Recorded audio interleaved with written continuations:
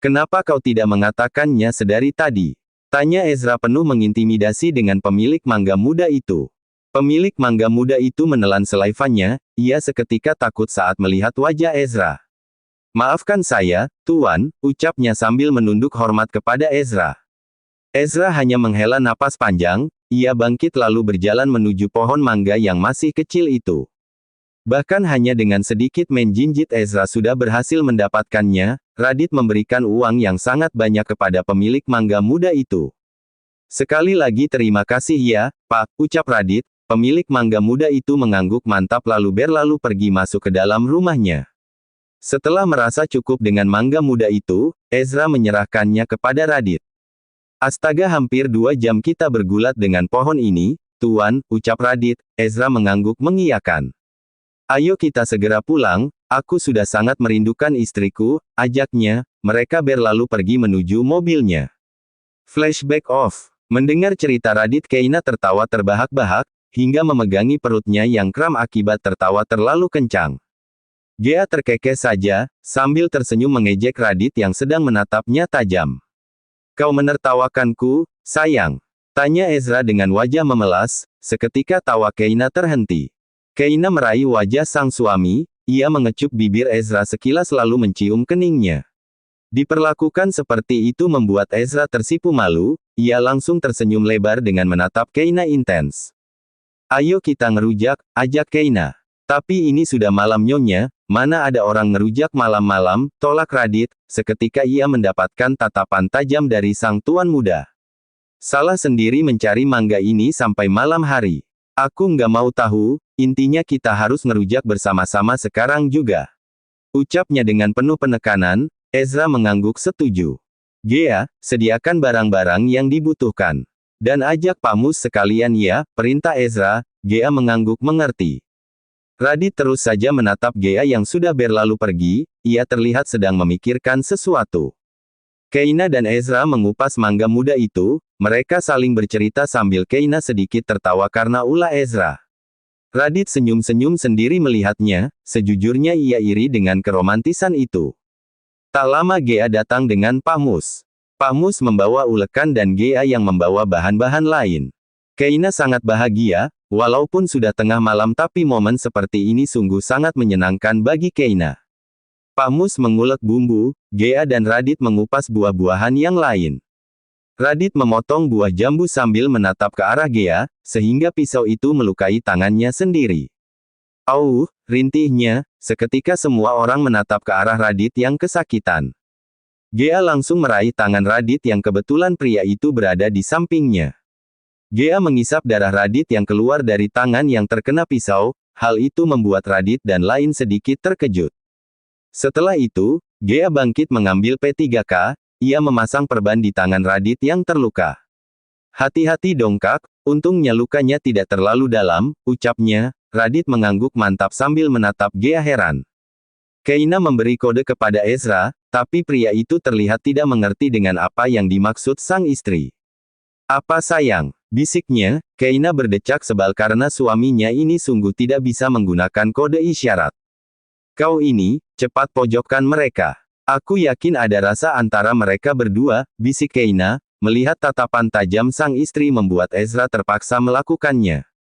Wah Gea, kau sungguh sangat perhatian dengan Radit, ya, ucap Ezra, seketika Gea menunduk malu dan Radit yang masih saja menatapnya. Kalian terlihat sangat serasi loh, kenapa enggak bersama saja? Tanya Keina. Tidak mungkin. Aku tidak cinta, jawab mereka secara bersamaan, seketika dua orang itu menatap satu sama lain. Tidak mungkin aku dan Kak Radit bersama, kami berbeda, jelas Gea. Radit juga mengangguk setuju. Itu benar, dan aku tidak mencintai Gea nyonya, jelas Radit. Ezra menghela napas panjang menatap ke arah Radit yang masih terselimut gengsi seperti dirinya dulu. Sudah jangan membahas hal lain, ayo makan rujak ini, ucap Pak Mus, seketika mata Keina berbinar senang. Keina dan lain makan dengan lahap, sambil cerita sedikit mengenai hal lucu. Keina sangat bahagia dengan momen seperti ini, apalagi melihat Ezra yang ternyata sangat ramah tidak seperti dulu yang angkuh dan seperti tidak bisa tersentuh sedikit pun. Setelah makan rujak bersama, mereka kembali istirahat di kamar masing-masing. Ezra dan Keina sedang berbaring di atas kasur saling berpelukan erat. Keina berbantal tangan kekar sang suami, ia menatap langit-langit kamar. Kau baru tahu jika Gea menyukai Radit? Tanya Ezra, seketika Keina duduk sambil menatap Ezra yang berbaring. Ezra ikut bangkit, ia duduk berhadapan dengan Keina yang menatapnya intens.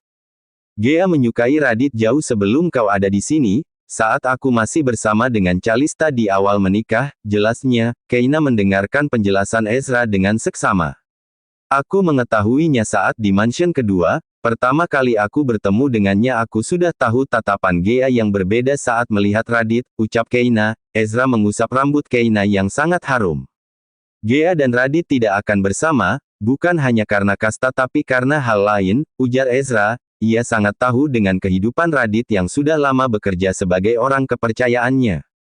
Kenapa kau bicara seperti itu? Tanya Keina, bukannya menjawab pertanyaan sang istri. Ezra sudah membuka kancing piyama Keina hingga ke bawah. Keina menatap Ezra tajam, tapi ia dapat melihat kilatan kabut gairah di mata sang suami. Keina berbaring, dan Ezra melum asteris bibirnya dengan penuh menuntut. Keina bahkan kewalahan membalasnya. Setelah puas dengan ciuman itu, Ezra menatap Keina dengan tatapan sayu. Sayang, izinkan aku menjenguk Boy ya, pintanya. Keina mengangguk pelan sambil menenggelamkan wajah Ezra di dadanya. Pergulatan panas kembali terjadi, seperti tidak ada puasnya satu sama lain. Ezra benar-benar tidak menyangka senikmat ini merasakan gairah berhubungan. Terima kasih sudah hadir di dalam kehidupanku, ucapnya sambil mengecup kening Keina. Mereka baru selesai dengan percintaan panas itu. Keina memeluk Ezra erat sambil tersenyum tipis. Lain kali pelan-pelan dong, sayang, takutnya Boy bisa terluka loh, ucap Keina. Seketika Ezra langsung bangkit untuk melihat perut Keina. Apa aku menyakitimu? Tanyanya, dengan wajah panik dan seperti sangat khawatir. Keina menggelengkan kepalanya cepat, sungguh sangat bahagia dikhawatirkan oleh Ezra seperti ini. Kau tidak menyakitiku, hanya saja tadi gerakanmu terlalu cepat hingga milikku terasa ngilu, jelas Keina. Ezra menghela napas lega. Maafkan ayah ya sayang, kalau sudah bersama mamamu, ayah tidak bisa menahan diri, ucapnya di perut Keina. Ia mengelus lembut perut sang istri berharap Boy mau menendang lagi seperti kemarin. Tapi sekian lama Ezra menunggu, Boy juga tidak kunjung memberikan kode kepada sang ayah. Ezra menatap Keina dengan tatapan sedih. Keina tahu arti tatapan itu. Mungkin Boy sudah tidur, karena ayahnya juga habis jengukkan, ucap Keina. Ia mengelus tangan Ezra yang berada di atas perutnya. Ezra tersenyum sangat lebar, ia menatap Keina yang berbaring sambil menatapnya.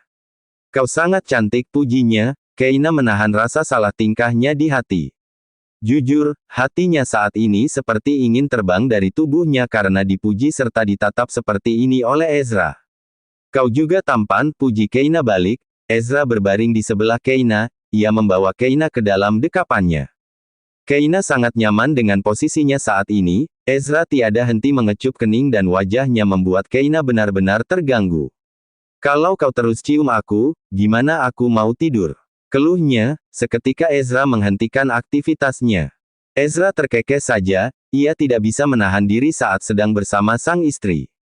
Kalau Keina sedang tidak hamil, mungkin akan membawa wanita itu ke dalam pergulatan panas sampai pagi. Kini kehamilan Keina sudah memasuki usia 9 bulan, perutnya yang semakin membesar dan tubuh Keina juga yang semakin terlihat bulat. Tapi, itu tidak mengurangi rasa cinta Ezra kepada Keina. Ia tetap merasa bahwa istrinya semakin cantik dengan keadaan apapun.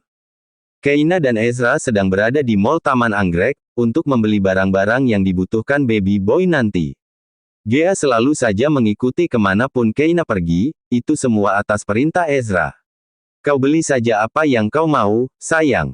Itu tidak akan menghabiskan uangku, ucap Ezra kepada sang istri yang sedang memerhatikan barang-barang yang ada di hadapannya.